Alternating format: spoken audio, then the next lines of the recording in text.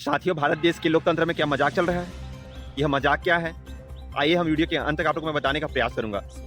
साथियों, आप सभी को मेरा नमस्कार, जोहार, प्रणाम। मैं आपका युवा साथी बीपीएस कोया। साथ ही मैं आप लोगों को बता दूं कि भारत देश के लोकतंत्र में क्या बातें चल रही है, ये आप लोगों को पता है। मैं बता दूं साथियों कि भारत की जो लोकतंत्र की जो संसद भवन है, वहां पर 13 दिसंबर को जो घटना होती है, उसमें एक घटना संसद के अंदर में और एक घटना संसद के बाहर में।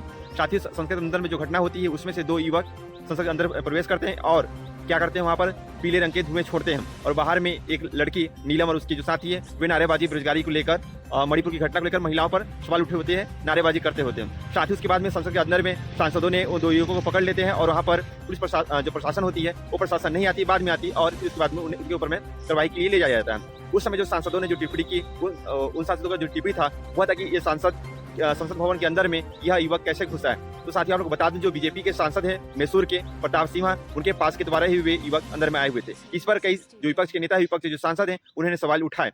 सवाल उठाने के बाद में क्या हुआ कि वो जो सांसद उन्हें निलंबित कर दिया गया, यानी सस्पेंड कर दिया गया। उसके बाद बता दो साथियों, एक दिन में 78 लोगों को सस्पेंड किया गया, फिर 50 लोगों को, टोटल 142 लोगों को सस्पेंड कर दिया गया है। साथ ही इस पे देश में क्या जो सत्ताधारी पक्ष है, वे क्या चाहती है? विपक्ष मुक्त भारत चाहती है या विपक्ष मुक्त लोकतंत्र चाहती है? यह सवाल बनता है। साथ ही यदि भारत की जो संसद में ऐसी हमला होती है, अगर उस पर सवाल हमारे सांसद नहीं उठाएंगे, तो क्या हमारे भारत देश के नागरिकों के द्वारा चुने गए जो सांसद हैं, वे आवाज नहीं उठाएंगे तो कौन उठाएगा आवाज? यह सोचने वाले विचारणीय प्रश्न है साथियों। साथ ही इस पे भारत की जनता भी सोच रही है कि हमारे जो संसद भवन वो सुरक्षित नहीं है, तो आम नागरिक, आम पब्लिक, आम किसान, आम मजदूर, आम युवा, आम छात्र, आम महिलाएं, आम बच्चे कैसे सुरक्षित हो सकते हैं?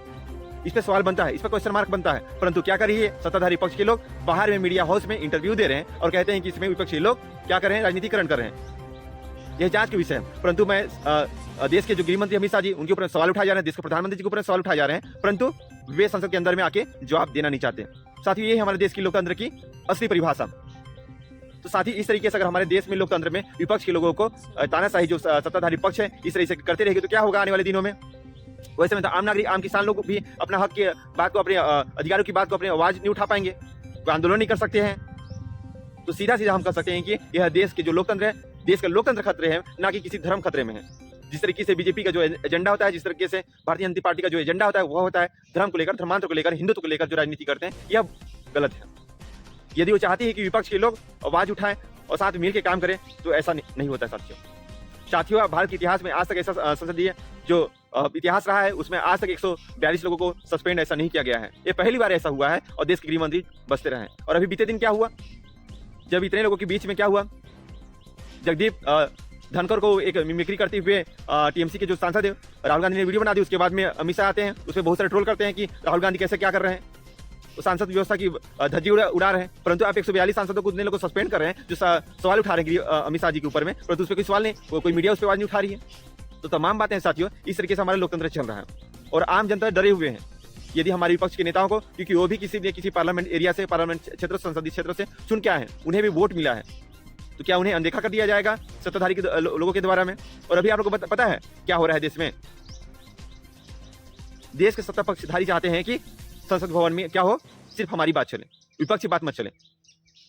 और धनखड़ साहब क्या बोल रहे हैं बताइए? ठीक है, आप एक मर्यादित, एक सम्मानित पद पे बैठे हैं, संवैधानिक पद पे बैठे हैं, रिस्पेक्ट करते हैं, परंतु मणिपुर की घटना को लेकर कुछ बातें नहीं कहे आप।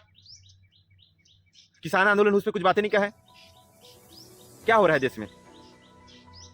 तो जनाब, सम्मानित, रिस्पेक्टेड आप लोग जितने भी संवैधानिक पद पे बैठे हैं, आप लोग से रिक्वेस्ट है कि सत्ता पक्ष हो या विपक्ष हो, सबकी बातों को सुना जाए, सबकी बातों को जाना जाए और समझा जाए और उसी के हिसाब से डिसीजन और निर्णय लिए जाए, ताकि हमारे भारत देश की जनता है, हमारे भारत देश का जो संविधान है वो खतरे में ना हो, हमारे संसदीय जो प्रणाली है, वो सिस्टम सुरक्षित रहे, ताकि हर भारत के नागरिकों को यह गर्व है कि हमारा भारत का जो संविधान है, भारत का जो संसद है, उस पर प्राउड करें।